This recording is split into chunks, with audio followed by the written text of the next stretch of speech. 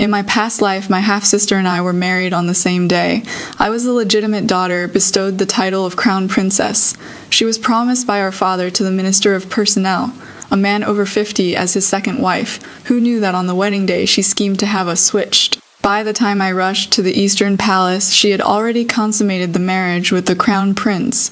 She thought that, with her beauty and schemes, she could climb higher step by step, but she underestimated the power of my maternal grandfather's family. Despite all her machinations, she ended up with nothing more than the title of a secondary consort. Yet my whole life I was never favored by the Crown Prince, bearing the empty title of Empress. I wasted away my years in the deep palace. The day the city fell, I raised my sword and killed the emperor and my half-sister who had become imperial consort. I swallowed poison, then set fire to my cunning palace. When I opened my eyes again, I had returned to before my wedding. I smiled as I put on the wedding dress, personally sending my half-sister into the Eastern Palace. This life, it is my turn to be the one playing chess. Before my half-sister and I were to be married, father had made a trip to the palace soon after. A eunuch brought 2 sets of phoenix coronet and red robe to the prime minister's manor, saying the emperor and empress, mindful of father's meritorious service, specially bestowed this gift. My half-sister stared at that extraordinarily magnificent wedding dress, her eyes gleaming. That wedding dress was embroidered with golden thread depicting a phoenix holding a pearl. The craftsmanship of the palace embroiderers was beyond question. But what made it truly precious was that pearl. It was originally from Her Majesty, the Empress's phoenix coronet, specially ordered to be embroidered onto the Crown Princess's wedding dress by the Imperial Garment Bureau. I know that this special honor is because of my maternal grandfather's family behind me, the Hmong clan of Yunzhong. Concubine Lian patted my half-sister's hand to soothe her, and only then did she reluctantly withdraw her gaze. I stared blankly at that splash of red, my mind completely blank. Have I been reborn? I could no longer hear what father was saying. The sounds around me receded like a tide. All that remained in my eyes was that wedding dress, its red as vivid as the fire that burned in Cunning Palace. Jahua, seeing me in a daze, father said coldly, "You are the legitimate elder sister. You should act like one. Shiwei is marrying down, which is already a grievance. What is the harm in letting her have this?" Letting her have what? I didn't understand at first, but when I looked up and saw those 2 contrasting wedding dresses, it became clear. I am a member of the Pei family. Such a small matter. I shall naturally follow father's arrangements. Father stroked his beard and nodded. As expected of the legitimate daughter of our Pei family, this is exactly the demeanor you should have. I was tired of hearing such perfunctory words, but my half-sister's face turned cold instantly. She had to compete with me over everything. From something as significant as the position of Crown Prince's consort to something as trivial as a word of praise from father. In my previous life, I argued with father over this. The Crown Prince's consort's wedding dress should conform to proper etiquette. I firmly refused to exchange them, which angered father. I looked at Nanny Song beside me, who had been sent from the palace to teach me etiquette. She was the wet nurse of Crown Prince Xiao Chengsheng, as close to him as mother and son. The Crown Prince Consort's etiquette nanny has always been someone from the Empress's palace. In my past life, I thought this was the Crown Prince's special care for me, until the night before my wedding when I was punished by my father to kneel in the ancestral hall. Nanny Song stood outside the ancestral hall and spoke unhurriedly. The Crown Prince Consort will be the mother of the nation in the future. If she doesn't even have this much tolerance, how can she be worthy of standing alongside the Crown Prince? I once thought that was just the strict rules of the palace. So when my father scolded me, she remained silent. Later, I saw her in the palace looking lovingly at my half-sister accompanying the Crown Prince. Only then did I realize that everyone around the Crown Prince knew who the Crown Prince truly loved. How pitiful that I was kept in the dark all along. Then, in this life, I'll grant your wishes. Thank you, sister, for your generosity. My half-sister thanked me insincerely, but her eyes showed her determination to seize power. I laughed it off. I also wish you get what you desire, sister. The Crown Prince Consort never survived in the palace by relying on the Crown Prince's favor. Then let me see how a mere illegitimate daughter, bearing the title of Crown Prince Consort, will survive in that man-eating Eastern palace. Hahaha, this female lead is way too badass. The first thing she does after Rebirth isn't snatching back the crown princess position, but directly sending her half-sister into a fire pit. I give this move full marks, got pu'd and used as a tool in her past life. This time she is flipping the table and quitting the game. What do you call having vision? This is what you call having vision. Crown princess. Don't want it, giving it to you. Let's see how you die. This is the real you like it. Then I don't want it anymore. Absolutely iconic. I slept restlessly that night. My dreams were filled with fire on the day the capital city fell. I held a long sword and personally killed Emperor Xiaocheng and my half-sister Pei Shiwei, who had become imperial consort. I carried their heads to meet the enemy army's leader. I knelt in a pool of blood and made a 3-part agreement with the enemy general. Upon entering the city, there shall be no burning, killing. Looting or rape the people must be treated well. Originally, I also wanted to present the map of Great Zhou as a token of sincerity, but the Shu family of Qingchuan was more pragmatic than me. Long before I arrived, they had offered up the map in exchange for the lives of the Shu clan. In the end, I fulfilled my duty as Empress of Great Zhou one last time. I set fire to my own cunning palace, afraid my death wouldn't be thorough enough. I also took poison. Before dying, I was filled with regret. Why did I have to act on impulse and compete with Pei Shiwei for the position of crown princess, only to bury my entire life in this deep palace? Xiao Chengsheng didn't love me, and I didn't love him either. Xiao Chengsheng was hypocritical and cowardly, obsessed with women. Though he was the crown prince, he held no real power. I looked down on him from the bottom of my heart. At that time, Great Zhou's national fortune was waning, yet the noble clan's influence remained as strong as ever. Allen could even say that the ones controlling the court were the Meng clan of Yunzhong and the Shu clan of Qingchuan. This is why my father, a prime minister, would betroth his precious daughter to a minister of personnel who was over 50, because that minister's surname was Shuback. Then, the only daughter of the Yunzhong Meng clan's patriarch married a poor scholar named Pei Qin. Though he rose step by step to become prime minister, he was always criticized by the noble families for being an unequal match. And I was born to that legitimate daughter, the only granddaughter of the Yunzhong Meng clan. Since I was young, everyone told me, Pei Zhaohua, the blood of the Meng clan flows through your veins. In the future, you will surely stand above all but one. So I never dared to slack off for a single day. Personally lifting Xiao Chengsheng, useless as mud onto the throne, I reviewed memorials for him, stabilized the government, worked from dawn to dusk, exhausted my mind and body, yet ended up with the reputation of a wicked empress who ruined the nation. But him, he indulged in women and neglected state affairs. When the nation fell and the city was breached, he didn't even have the courage to die for his country. He only thought of fleeing with Pei Shiwei. He had my men bind them and bring them to the city wall. I want him to see with his own eyes. That grand general who defended the nation's gates to the death, only to be hung up and humiliated after dying. That young corpse hung high atop the mast, so far away I couldn't make out his features, yet it pained my heart beyond measure. I want him to see the displaced people in the city, their wails filling the land. They were his subjects, nourishing the royal family with their flesh and blood, only to be discarded like a piece of rotten cloth in the end. In my life, there have been too many things I couldn't accept, whether it was wasting away in the deep palace or the fall of my nation and family. All those grievances turned to ashes in that great fire. The side gate of the Prime Minister's manor quietly opened, and a letter was carried out by my personal maid Chengxi, delivered to a trading house in Shengjing marked with the Meng family's cloud pattern. 3 days later, I burned my maternal family's reply over a candle flame. In the blink of an eye, the auspicious day determined by the Imperial Astronomical Bureau arrived. The wedding matron dressed me up while murmuring auspicious words. First comb to the end. Second comb till your hair turns white together. It was at this moment that Pei Shiwei burst into my boudoir in a flurry. What she was wearing was precisely the wedding dress tailored by the Imperial Garment Bureau for the Crown Prince's consort of the Eastern Palace. Dazzlingly radiant, it made her look even more enchanting. Sister, look, doesn't this wedding dress suit me better? Pei Shiwei spread her arms and twirled in front of me, showing off with undisguised smugness. The atmosphere in the room shifted slightly, and everyone's smiles faded. This DIY that originally belonged to the Crown Princess was now being worn openly by her. A mere second wife, it was far too presumptuous. But Pei Shiwei didn't feel anything was wrong at all, her brows and eyes unable to hide her smug satisfaction. I stood up and walked toward her under everyone's anxious gazes, raising my hand. The wedding attendant and the maids all thought I was angry, instinctively holding their breath, not daring to make a sound.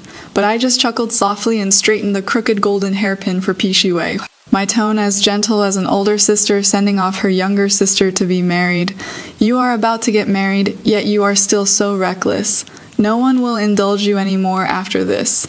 The deep palace is dark and endless. Let's see if that weak and incompetent crown prince can shelter you from the storms. Pei Shiwei froze for a moment, then suddenly slapped my hand away with a sharp sound. Sister should worry about herself. That person and I have long understood each other's hearts. He will surely treat me like a precious treasure. I lowered my head and glanced at the red mark on my wrist, the corner of my lips curling up. Then I wish you, dear sister, that all your wishes come true. Urging voices came from outside, and only then did Pei Shiwei leave with her head held high. The boudoir fell into a deathly silence, so quiet you could hear a pin drop, no longer filled with the earlier festive cheer. I sat back down in front of the vanity mirror, looking at the bridal attendant's cautious expression in the bronze mirror, and spoke indifferently, "Continue." The bridal attendant hurriedly picked up the comb and continued to do my hair, her movements even more careful than before. Afraid I would vent my anger on them. I really wasn't angry, and I truly wished Pei Shiwei well. After all, if she couldn't marry Xiao Chengsheng, what show would I have to watch? Shengjing was especially lively today. The whole city was discussing the marriages of the two young ladies from the Prime Minister's manor. The legitimate daughter was marrying into the Eastern Palace as the crown princess, while the illegitimate daughter was betrothed to the Minister of Personnel as his second wife. Both were heaven-sent matches, wonderful tales to tell, amidst the festive music of wind and string instruments. I was carried into the Minister of Personnel's residence. The ceremonial official called out, "First bow to heaven and earth."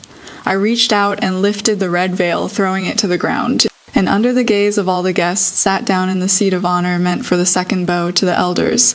The guests were in an uproar, all turning to look, not yet having processed what happened.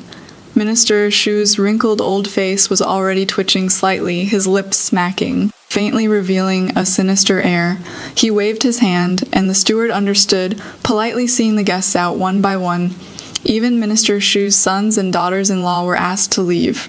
The vast main hall instantly became quiet, leaving only me and Minister Shu sitting across from each other. That gaze that had been fixed on me finally disappeared. "Miss Pei," Minister Shu slowly spoke, a glint flashing in his eyes. "Might I ask where my bride has gone?" "What do you think?" Minister Shu stared at me for a moment, then suddenly let out a soft laugh. "What does the Prime Minister mean by this? If you were unwilling to marry off your younger sister, you could have simply said so. Why toy with my Shu family like this?" Minister Shu naturally didn't believe that the only granddaughter of the Yunzhong Meng clan had come as a substitute bride. Naturally, someone intended to disrupt the Eastern Palace bloodline and orchestrated this bride switch. The smile on Minister Shu's face gradually faded. If Pei Shiwei had merely run away from the marriage, he would at most lose face temporarily, becoming fodder for gossip for a few days. But if Pei Shiwei was truly in the Eastern Palace right now, if this matter blew up, his Shu family would hardly escape blame in her previous life. After the bride switch incident occurred, he was demoted and sent away, spending half his fortune on bribes, just to stay in Shengjing, ending up in a miserable state. "What do you want?" he simply asked directly. No rush. I took a sip of tea, my fingertip lightly tapping the table, calculating when someone from the palace would arrive. Seeing me so leisurely and composed, Minister Shu was helpless. I casually brought up his son as if making small talk. "I've heard that the young master of the minister's residence has a face like the mid-autumn moon, complexion like spring dawn flowers." "Miss Pei, please speak plainly. The people of Shengjing all witnessed my bridal sedan entering your residence with their own eyes. My reputation is ruined." I said calmly, "But I, a daughter of the Meng clan of Yunzhong, will never become your second wife. This humble one naturally cannot reach so high."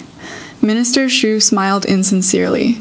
I've taken a liking to your son. Minister Shu spat out his tea, choking until his eyes turned red, and hurriedly waved his hand, saying, Miss Pei is of noble birth, destined for greatness. My son is merely born of a concubine, a lowly life. He absolutely dare not reach so high. Footsteps drew near. I slowly rose and looked toward the door. That is not for you to decide. Just as my words fell, a shrill voice suddenly called out from outside. His Majesty the Emperor's verbal decree summons Minister Shu and Miss Pei for an audience. I curved my lips into a smile. Grandfather's people arrived right on time. This female lead really knows how to play. Directly lifting the veil at the wedding and taking the main seat. What an aura that old man Minister Shu is probably dumbfounded. He thought he was marrying a young concubine, but instead a big shot came to negotiate directly. And this move by the female lead is too slick. I've taken a liking to your son. Directly claiming the old man's son.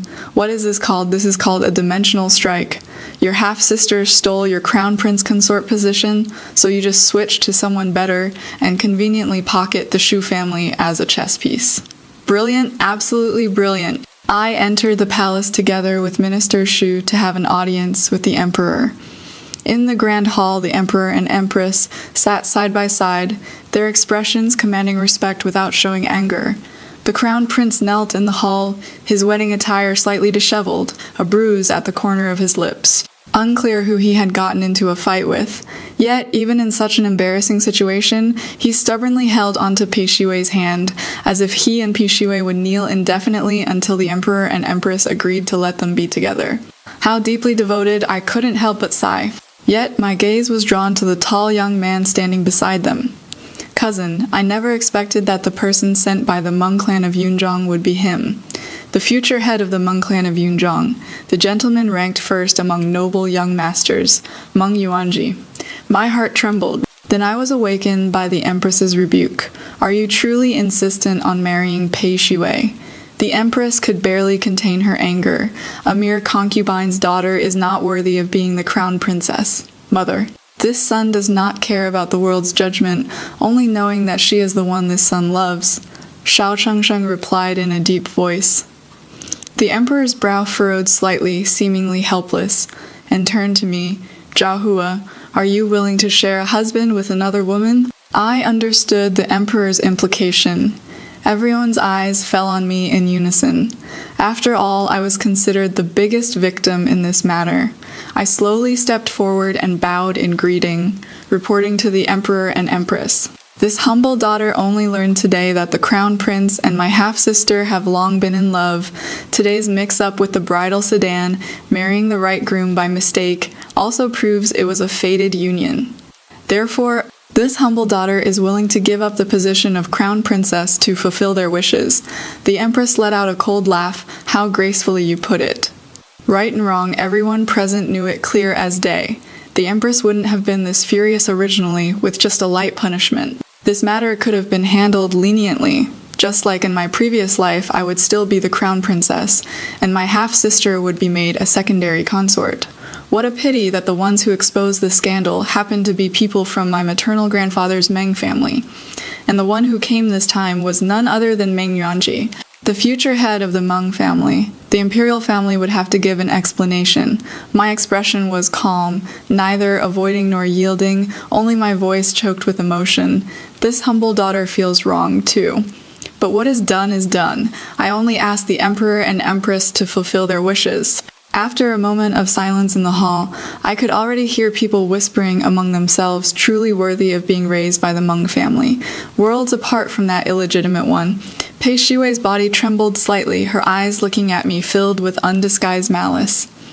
The Empress asked, since you speak of fulfilling their wishes, are you truly willing to give up your position?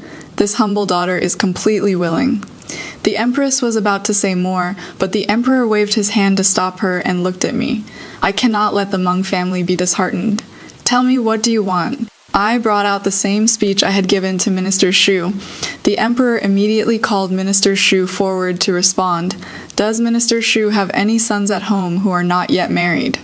Minister Shu answered, this subject still has a young son born of a concubine at home. He can barely be considered clever and obtain the title of Jun. He will participate in the spring imperial examination next year. The emperor stroked his beard in thought and asked, "Is his name Shu Huisheng?" "Indeed it is. I've long heard that this young man is talented and handsome." Paired with Zhao Hua, they would make a fine match of talented man and beautiful woman. However, this status, Minister Shu hurriedly replied, "This old subject will go back and register him under my legal wife's name." The emperor laughed heartily. "That would make it perfect then, afterwards. Have someone draft an imperial decree for the marriage bestowment." Meng Yuanji was about to step forward to speak, but I stopped him with a look. The Empress said, "Your Majesty, that Pei Shiwei is merely a concubine's daughter, and so calculating at that. How could she serve as a model for all women in the future? I think granting her the title of secondary consort is already generous enough. As the Empress says, my younger half-sister was unwilling, but could only thank His Majesty for his grace, along with the Crown Prince. Red candles flickered. The bridal chamber was quiet." Rustling footsteps came from outside the door. With a creak, the door was opened. "Miss, the young master ordered me to bring you some food." Chungsi held up a tray with plates of pastries from Xinfeng Studio. All my favorites. I picked up a piece and ate it slowly. Chungsi chattered on like a little sparrow. "Miss, you have no idea today during the wedding procession. The young master was so impressive." I chuckled softly. "How impressive exactly?" "I've seen the world following you, miss. Which young lord could compare to the young master cousin?" This was true. My cousin excelled in both literary and martial arts, his reputation having long resounded throughout Great Zhou. But today, when the young master cousin blocked the door and posed many challenges, the groom didn't even blink, answering everything fluently.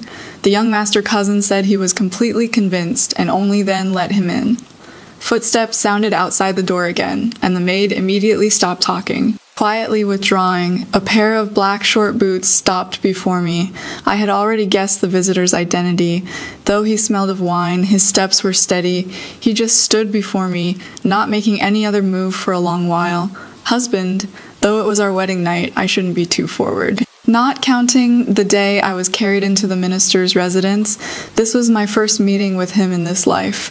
"Shu Huisheng, I've come to see you." The red veil was slowly lifted by the wedding scale, and the first thing that came into my view were Shu Huisheng's bamboo-like slender fingers. In my previous life, it was these hands that covered mine as I gripped the long sword, severing the heads of that tyrant emperor Xiao Chengsheng and his treacherous consort Pei Shiwei. I raised my head and met his gaze. Shu Huisheng's jade-white face suddenly flushed red like sunset clouds, his lips moving for a long while before he finally uttered, "Wife." It was also this person who rushed into the sea of flames without hesitation, joining me in death. I couldn't help but chuckle softly. Prime Minister Shu has always been decisive and ruthless. I've never seen such a bashful side of him. My heart itched unbearably. For a Shu Huisheng like this, it wouldn't hurt to take the initiative myself. I lightly hooked my index finger on his lapel. He obediently bent down and lowered his head following my movement. Shu Huisheng's eyes gazing at me were glistening with water filled with endless affection. I pretended to be suave. "Husband, a moment of spring night is worth 1,000 gold. Don't waste this precious time." Shu Huisheng was only stunned for a moment before he turned his hand to hold mine, saying hoarsely, "Wife, don't let your hand tremble." I smiled gently, unaware that a rosy blush had crept onto my cheeks, instantly letting Shu Huisheng regain the upper hand. He held my hand and helped me up. Then we sat down by the table. Seeing the 2 cups of wine on the table, I realized what step we had missed. Shu Huisheng handed one of the cups to me. "Wife, it is time to drink the nuptial wine." The wedding candles with dragon and phoenix patterns burned down inch by inch, the candle flowers layering upon the candlestick. A night of beautiful spring.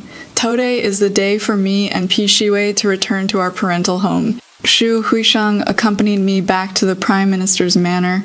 We got ready early, but we were delayed a bit because we met my cousin Meng Yuanji at a tea house on the way. Shu Huisheng and I had just arrived when he was called to the study by my father to test his knowledge in preparation for next year's spring imperial examination, yet Pei Shiwei arrived late as if deliberately trying to one-up me. I had no intention of competing with her for precedence. So I simply took a seat in the hall and drank tea. Pei Shui approached me and said smugly, "Sister, your attire is far too shabby. Then again, even if you are the legal wife, so what? Shu Huisheng is just a concubine's son. How can he compare to the crown prince?" I set down my teacup, glanced at her gaudy outfit, decked out like a festival lantern, and replied in accordance with her meaning, "Naturally, I can't match sister's dazzling jewels." Pei Shui didn't catch the sarcasm and looked pleased at my words, but still wasn't satisfied. "Sister, you are so ill-mannered. I am now the crown prince's secondary consort. You should kneel to greet me." I scoffed. "Sister sure has a lot of nerve. I am the crown prince's secondary consort, while you are merely the wife of a scholar without any official rank. How can you compare to my noble status?" With that, she ordered her attending maids to force me to kneel. I slapped my palm on the table, startling the teacup into a tremble. Those people looked awkwardly at Pei Shui, Pei Jiahua. "You always used your status as the legitimate daughter of the Prime Minister's residence to lord over me. If your mother hadn't stolen my mother's love, my aunt would have been the legal wife, and the position of crown princess should have been mine. Is that so?" I glanced at her disdainfully, rolled up my right sleeve, and revealed a frightening old scar on my arm. It was this scar that made me the crown princess, and it was also this scar that helped father rise to Qingyun. Back then, my father abandoned his childhood sweetheart from a declining family for the sake of power.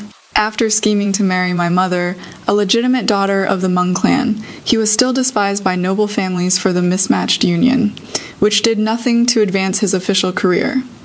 Father then turned around and redeemed his beloved who had fallen into a brothel, bringing her into the residence as concubine Lian. Mother was literally angered to death. I was taken to the Meng clan in Yunzhong to be raised, only returning to Shengjing when I was nearly of age. At a palace banquet, I detected assassins. While everyone scattered and fled, I risked my life to block a fatal blade meant for His Majesty the Emperor. I traded my life for the position of crown princess. Yet she could only see the glory of being the Prime Minister's residence's legitimate daughter, by His Majesty the Emperor's verbal decree. I need not kneel before any imperial relatives or nobility. I enunciated each word clearly. Could it be that my younger sister, a mere secondary consort of the crown prince, is more esteemed than His Majesty the Emperor? Pei Shui's face instantly turned deathly pale. She froze in place, words stuck in her throat, unable to speak. Just then, an announcement came from outside. "His Highness, the Crown Prince has arrived." Pei Shui instantly found her support and hurried over to greet him, saying aggrievedly, "Your Highness." Xiao Chengsheng strode in, pulling Pei Shui into his embrace. His gaze swept over me from top to bottom. Then he coaxed Pei Shui in a gentle voice. "What is this? Looking like a pitiful little kitten. Who bullied you?" Pei Shui's tears fell like pearls. Elder sister refused to bow to me, even saying that I am merely a secondary consort of the crown prince, unworthy of her courtesy. Xiao Chengsheng's eyes darkened as he looked at me, his tone neither cold nor warm. "Jiahua, I know I've wronged you. If you have grievances, direct them at me. Shui is your younger sister. She has always been timid, so why must you be so aggressive?" I let out a cold laugh. The crown prince says I am being aggressive, but I was merely drinking tea just now. It was my sister who demanded I kneel the moment she opened her mouth. Pei Shui hurriedly shook her head. "Your Highness, I didn't. Elder sister is slandering me. Please seek justice for me. Your Highness." Zhang Zheng's face was dark as water. Pei Jiahua. "Shui is simply more noble than you. If she wants you to bow, you bow. If she wants you to kneel, then you kneel for me." Pei Shui nestled in Xiao Chengsheng's arms, looking at me with smug eyes. I said calmly, "Has the crown prince forgotten? That day when I entered the palace for an audience with His Majesty the Emperor, I didn't even kneel. A mere Pei Shui is she higher than His Majesty, the Emperor's imperial authority." I lowered my voice and said unhurriedly, "Or does the crown prince already harbor treasonous intentions? Xiao Chengsheng's status came from his mother's nobility, born from the Empress's womb, a crown prince from birth, but over the years he had been mediocre and inconsistent. As his younger brothers grew older, they became increasingly outstanding. Instead, Xiao Chengsheng had long been anxious. He was even secretly poisoning His Majesty, the Emperor, wanting to ascend the throne as soon as possible to avoid any complications. Upon hearing this, Xiao Chengsheng pushed Pei Shiwei away as if pricked by a needle. Under Pei Shiwei's astonished gaze, he backhanded her across the face. Ignorant woman Pei Jiahua doesn't need to kneel when meeting the imperial family. This is Father Emperor's sacred decree. How dare you overstep your bounds? Pei Shiwei covered her face. Looking at Xiao Chengsheng in disbelief, I curled my lips into a smile. So much for love being stronger than gold. Pei Shiwei glared at me viciously. She was clearly the one who provoked, and it was the crown prince who hit her. Yet she skillfully blamed everything on me. The crown prince flicked his sleeve. This matter shall not be mentioned again. Father received the servant's report and hurried out to welcome Shansheng. Shu Huisheng walked to my side, his eyes asking if I was all right. I gently shook my head. Just at that moment, the shrill voice of a eunuch came from outside. Imperial edict has arrived. Everyone's expressions changed in unison as they knelt to the ground, while I stood still. Pei Jiahua, legitimate daughter of the Prime Minister, of virtuous conduct and graceful wisdom, is hereby bestowed the title of Princess Changel, with a fief of 2,000 households and granted a princess's residence. So it is decreed. I respectfully received the imperial edict. I understood in my heart that this was His Majesty, the Emperor's compensation to the Hmong clan of Yunzhong, and Crown Prince, because of the scheme with Pei Shiwei to swap brides, angered Emperor and had 2,000 households of his stipend stripped away. Crown Prince was furious beyond measure, didn't even eat, and left directly. Shu Huisheng and I had lunch first before leaving together hand in hand. I am dying of laughter. So this is the legendary love. 1 second it is my little kitten, my baby. The next second he slaps her across the face to save his own skin. Xiao Chengsheng, this scumbag really perfected the art of instant face changing. Pei Shiwei, did you see clearly? This is the man you risked everything to marry, and at the critical moment he doesn't even care about your face. The female lead's move of slapping the treason label on him was absolutely brilliant. One sentence made the scumbag instantly cower. Amazing, the carriage back to the minister's residence took a detour, and Shu Huisheng got off midway. I propped up my chin, watching his back as he went to Xinfang's studio to buy pastries for me. We've only been married for a short while, yet he knows my preferences perfectly well. On our wedding day, all the prepared food was my favorite too. In this life, things are developing quite differently from the previous life. For instance, Xiao Chengsheng making such a big show of accompanying a secondary consort back to her family home. This time was naturally to back up Pei Shiwei. In my previous life, Xiao Chengsheng didn't accompany me back home. First, when the Crown Princess returns home, the Crown Prince, as heir apparent, doesn't need to accompany her. Secondly, Shansheng was tied up with important matters at the time and had no time to accompany me for the homecoming visit. This time, I specifically helped him resolve this matter in advance, which gave him the opportunity to stand up for Pei Shiwei. I hope this affectionate Crown Prince will be grateful for my kindness. Miss, a letter from young Master Biao has arrived. Just as I returned to the mansion, Shunxi came forward to greet me, smilingly presenting Meng Yuanzhi's letter with both hands, then curtsied to Shu Huisheng. Greetings, young master-in-law. I took the letter, glancing at Shu Huisheng without showing any emotion, my tone gentle yet carrying a hint of reproach. Lightly tapping Chengxi's forehead with my finger. How many times have I told you to change how you address people, lest it gives others something to gossip about? Chengxi has been with me since childhood. Even when I was at the Hmong family in Yunzhong, she was the one who attended to me personally. As soon as I said this, she understood my stance.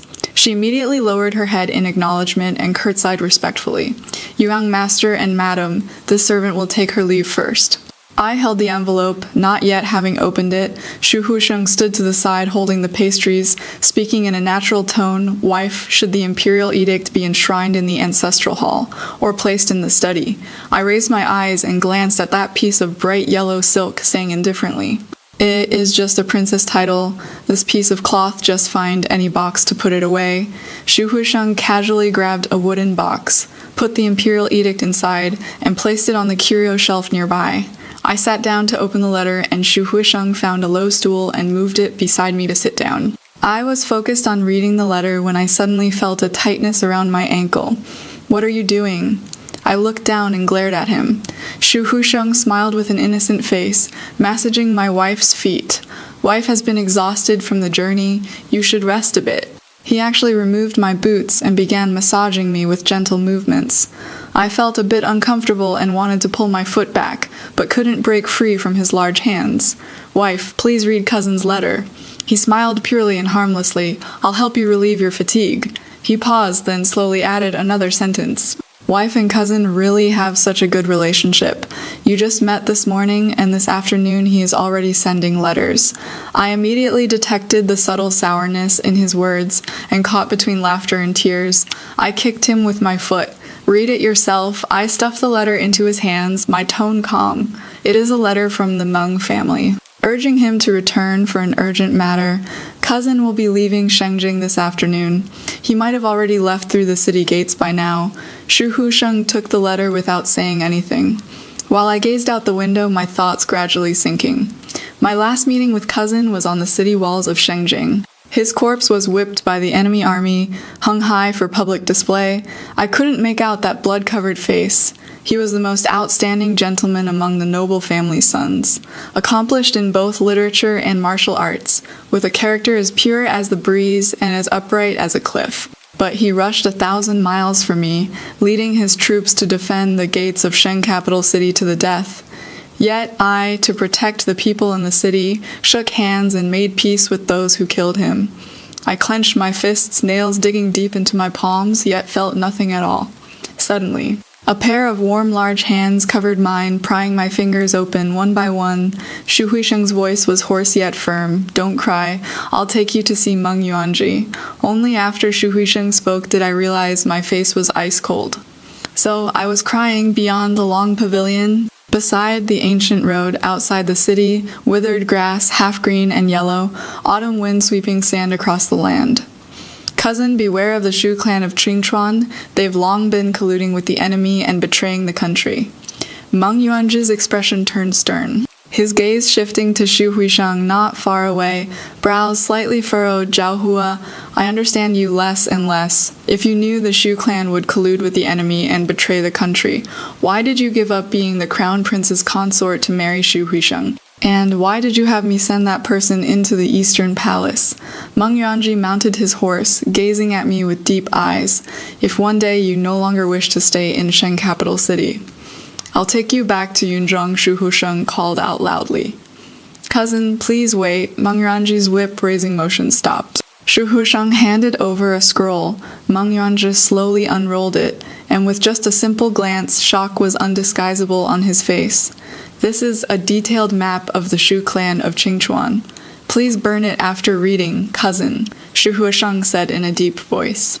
Meng Yuanzhi carefully folded the scroll, and while still on horseback he gave Shu Huisheng a deep bow, his gratitude overflowing beyond words.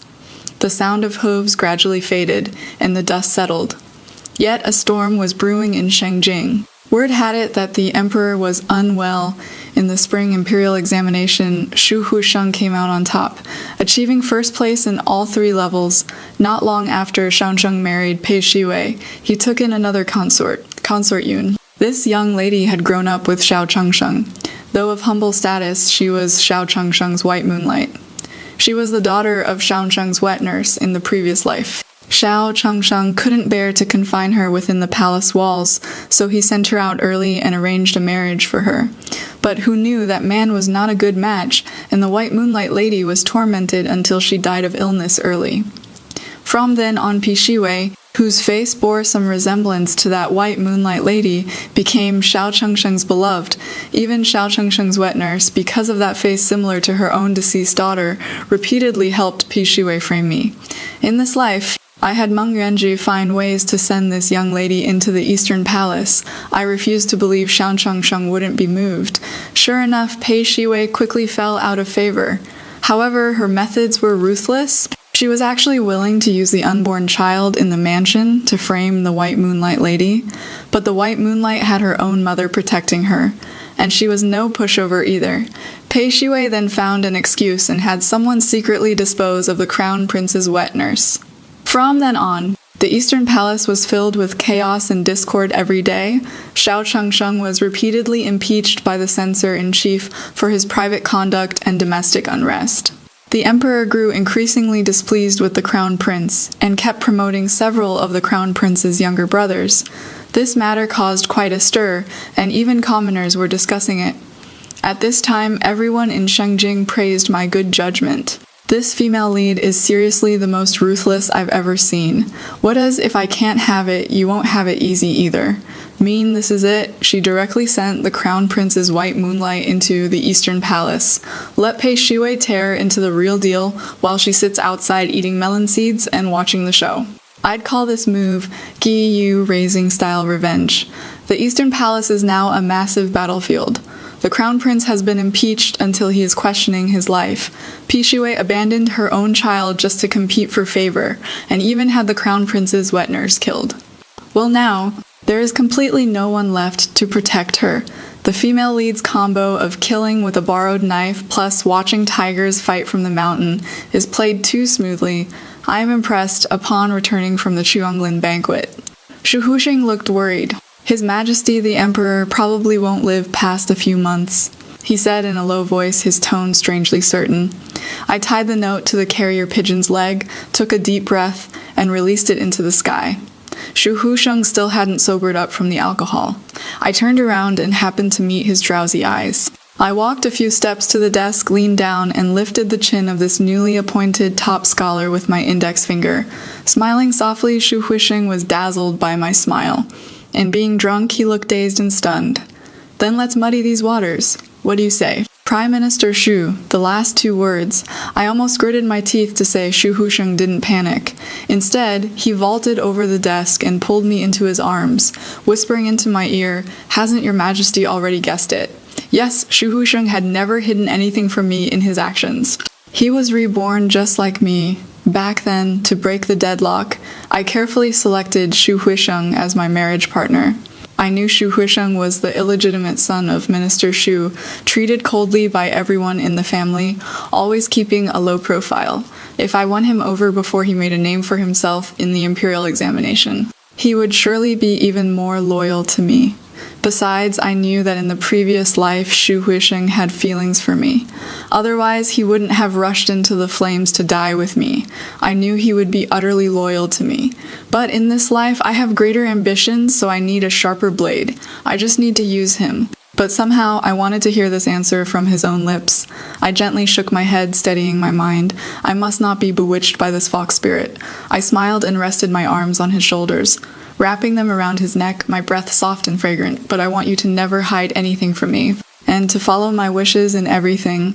The treacherous Prime Minister's ears quietly turned red, as my lady commands. As expected, news soon came that the Emperor had fallen into a deep sleep and wouldn't wake. Throwing the court into chaos, Xiao Changsheng hurriedly summoned masters from across the land, claiming that only devout prayers could restore His Majesty the Emperor's health. Using this opportunity, he took control of the family members of numerous imperial relatives and civil and military officials, as the emperors personally bestowed Princess Changle.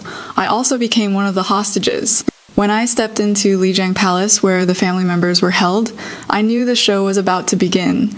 Lijiang Palace was the most remote palace in the imperial grounds. If anything happened at the front court or the central palace, it would be hard to hear any commotion here. To prevent anyone from escaping, the food delivered each day was coarse and barely enough to fill one's stomach. When it came to matters of life and death, everyone endured what they could. Staying alive was what mattered most. But what was served to me each day was either shark fin and bird's nest or delicacies from land and sea. The other detained noblewomen kept glancing my way. By the fourth day, someone finally couldn't take it anymore.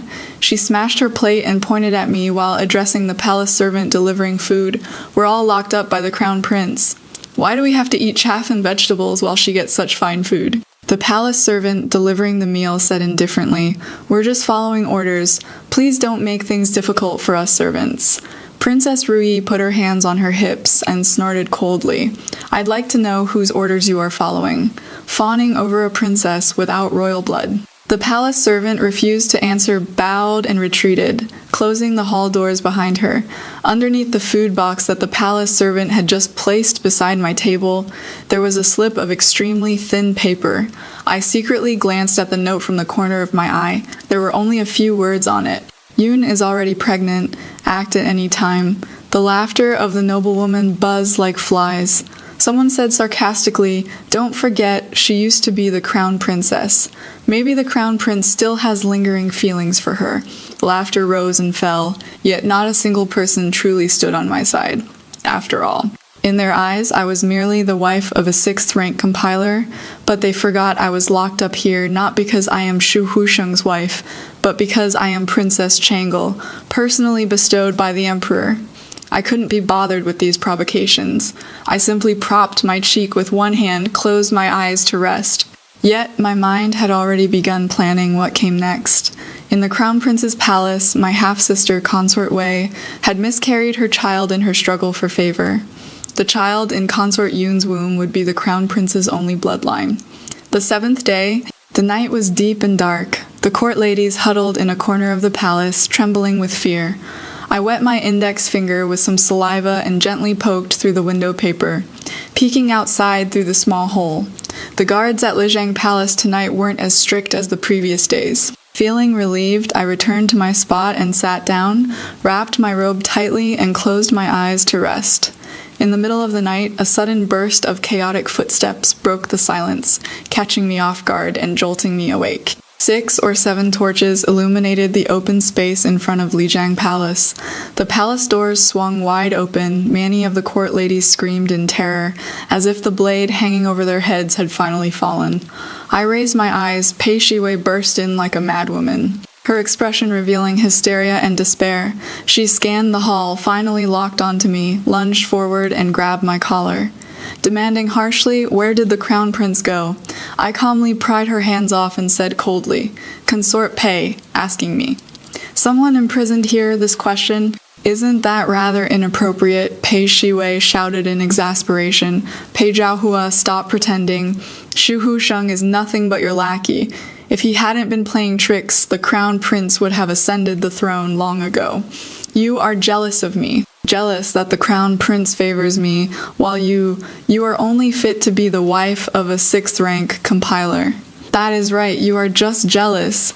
I sneered coldly. "Pei Shiwei, even at this point you are still deceiving yourself. If Xiao Chengsheng truly loved you, why didn't he take you with him when he fled?" I closed my eyes in contemplation, my mind recalling the secret reports I'd received these past few days and the movements outside Lijiang Palace. It was easy to deduce Xiao Chengsheng's palace coup had failed. In my previous life, when the city fell, Xiao Chengsheng fled with Pei Shiwei, but having been his wife for over a decade, I understood his callousness and selfishness best. He claimed to be deeply devoted, yet broke laws and seized commoner women who resembled his white moonlight. Just because Pei Shiwei bore a 50% resemblance to his white moonlight, he indulged her in wreaking havoc in the harem and harming lives.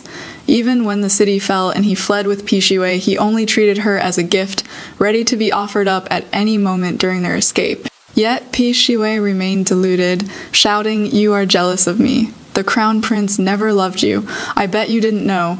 The bride swap was the crown prince's idea. You lorded your status as the legitimate daughter over me for more than a decade, and you still lost to me in the end." She spun around, laughing wildly, growing increasingly unhinged. I watched coldly, resolved not to waste any more words on her, but she simply refused to let me go. "Seize her. With her here, I don't believe Shu Huisheng won't show himself." The guards hesitated. Pei Shiwei barked harshly, and everyone surrounded me in unison. Just as a pair of hands reached toward me, an arrow whistled through the air. The guard who was about to touch me had his right hand pierced by the arrow, his whole body pinned to the pillar. "I dare anyone to try," a stern voice bellowed. In the flickering firelight, a figure slowly entered through the hall doors, cold eyes sweeping over everyone. Shu Husheng, with sharp brows and cold eyes, holding a longbow, walked slowly toward me. The crown prince conspired with several princes to rebel and attempted to poison his majesty. They have been executed on the spot, now arresting the remaining rebels. Consort Wei, surrender yourself. As soon as the words fell, the imperial guards rushed in and quickly surrounded Pi Shiwei and those few guards, leaving no way out. Shu Huixing's voice was cold. Yet his movements were exceptionally gentle as he draped the cloak over me. Although Shu Huixing's voice was cold, his movements were very gentle as he fastened the cloak for me. My gaze swept toward Pi Shiwei. Her face was pale, her whole being in a panic, as if she had lost her soul. Shu Huixing raised his hand, and Pi Shiwei was seized. She struggled desperately and screamed, even losing one of her shoes, but was still forcibly dragged away by the imperial guards. Immediately after, more imperial guards poured in, asking the detained noblewoman to withdraw. Having just witnessed the treatment Pi Shiwei received, they were all scared silent like cicadas in cold weather, standing in place not daring to move. There wasn't a trace of tender affection on Shu Huixing's face. I swept my sharp gaze over everyone and said in a flat tone, "The internal strife has been quelled. You may all go home now." Princess Ruyi gritted her teeth and said in a low voice, "Who knows if you have ulterior motives?" I smiled faintly, my tone icy cold. "Then you are welcome to try going straight to the heavenly prison along with Pi Shiwei. What do you think?" Her face instantly turned deathly pale, and she hurriedly turned and rushed away. "I want to go home. I refuse to be locked up with that lunatic." My gaze lingered on the other noblewoman. They didn't dare utter another word and hurried off, following the imperial guards as they withdrew. Before the vast Lijiang Palace, only Shu Huixing and I remained. Shu Huixing gazed at me tenderly, but my eyes leaped over the layered palace walls. Landing in the direction of the Golden Luan Hall, the crown prince's attempted coup was swiftly suppressed by us, those princes who entered the palace under the banner of clearing the emperor's side, hoping to take a gamble. Didn't disappoint the muddy waters Shu Huixing and I had deliberately stirred up. There are always those who love to fish in troubled waters, aren't there? But none were spared. The dead are dead, the crippled are crippled, the mad are mad. As for whether they're truly crippled or truly mad, it doesn't matter. The old ministers who got involved in this affair were likewise demoted where demotion was due, executed where execution was due. My cold-hearted and ungrateful prime minister father was demoted to a lowly 9th rank official. So enraged, he suffered a stroke and became bedridden and paralyzed. For a time, Shengjing was filled with panic and suspicion. This palace coup was also recorded in historical texts as the Wuhan incident. The emperor was so enraged that they vomited blood, and ultimately didn't survive more than half a month. The emperor's passing was a national mourning. The entire country wore white mourning clothes, ceased music, and suspended banquets. The common folk only cared about when they could resume weddings and funerals. The civil and military officials were more concerned about the succession to the throne. As everyone now knows, almost all of the late emperor's sons perished in this Wuhan incident. These princes also left no heirs behind, whether to select a young child from the imperial clan to support and put on the throne. The civil and military officials argued fiercely in court, turning everything upside down. The Empress Dowager ruled from behind the curtain. She was never a decisive person, and the successive deaths of her son and husband left her overwhelmed with grief. Thus the ministers engaged in heated debate for 3 days, yet still hadn't decided on the successor to the throne. Shu Huixing, having rendered meritorious service in rescuing the emperor, was promoted 3 ranks in succession, just enough to qualify for attending court in the Golden Luan Hall. When those people had argued themselves tired, he held his tablet and stepped forward from the ranks, stating that he had a matter to report. A group of old bureaucratic foxes looked toward this newly appointed top scholar who had risen as if ascending to heaven, his posture upright, yet his expression weary, as though he hadn't closed his eyes the entire night before. The Empress Dowager held a grudge over the Wuhan incident, knowing Shu Huixing had played a major role in it, but she still held back her impatience and let him speak. This humble servant thinks of the late emperor's grace and appreciation, grief-stricken beyond measure. Thus what I dwell on by day, I dream of by night, last night. This subject dreamed of the Xionglan banquet. The late emperor bestowed upon me a golden light with dragon patterns. I followed the golden light and unexpectedly arrived at the eastern palace, where the golden light then vanished. This subject rarely dreams. So I wondered if this was a hint from the late Emperor could there still be a bloodline of the crown prince in the Eastern Palace. Though this dream was absurd, Xu Huixing spoke of it with such seriousness that it couldn't be dismissed. Better to believe it than not. The Empress Dowager hurriedly sent imperial physicians to the Eastern Palace, summoning all of the crown prince's women to have their pulses checked. Even Pi Shiwei in the heavenly prison was not overlooked. That day, court was extended by an hour, yet no one dared complain. Everyone was waiting to see Xu Huixing become a laughingstock. An hour later, a eunuch came rushing to report, moving so hastily he nearly tripped over the threshold. Consort Yun is with child. The Empress Dowager asked in disbelief, "The crown prince truly has an heir. Consort Yun has already been pregnant for 3 months. It is just that her health has been good and she had no symptoms. So it went unnoticed all this time." The Empress Dowager wept with joy. The ministers all breathed a sigh of relief. And when court adjourned, their faces were filled with happiness. I was also very happy, because Consort Yun is my person. If Pei Shiwei bore 5 parts resemblance to Xiao Chengsheng's white moonlight, then Lu Yunin resembled that white moonlight even more, like twin sisters. But they had no connection. The white moonlight had moved away with her husband's family and died in a distant land long ago. Xiao Chengsheng prided himself on being devoted, ordering his subordinates to search everywhere for women who resembled his white moonlight. But Lu Yunin did not enter the Eastern Palace willingly. She had long been married with a harmonious relationship, treating each other with mutual respect. Xiao Chengsheng's men forcibly abducted her and imprisoned her in the crown prince's villa outside the palace. To force her into submission, Shangsheng threatened her with her family. Lu Yunyun pretended to submit to her, but her longing for family was too strong. She took advantage of Shangsheng letting his guard down and escaped. Only after escaping did she learn that Shangsheng, to eliminate all loose ends, had killed her husband and family. She returned to the home she had yearned for day and night, only to find a courtyard full of corpses. Later, when Xiao Chengsheng sent people to capture her back, I rescued her. I asked her if she was willing to take revenge. Without a word, she knelt before me and kowtowed 3 times. After I had people train her for a while, she entered the palace as the crown prince's white moonlight. Xiao Chengsheng heard that she had resisted her husband's family to the death, and begged her way back alone from a distant land just to see him once. Deeply moved, he immediately took her as his secondary consort, but to maintain this identity and deceive everyone. The crown prince's wet nurse had to be eliminated, even after many years apart, who wouldn't recognize their own daughter. I didn't expect Lu Yunyun to be so clever, using someone else's hand to kill.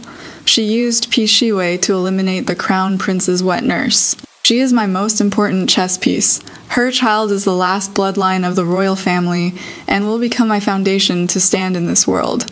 I promised her that as long as she gives birth to this child, whether boy or girl, I would give her freedom.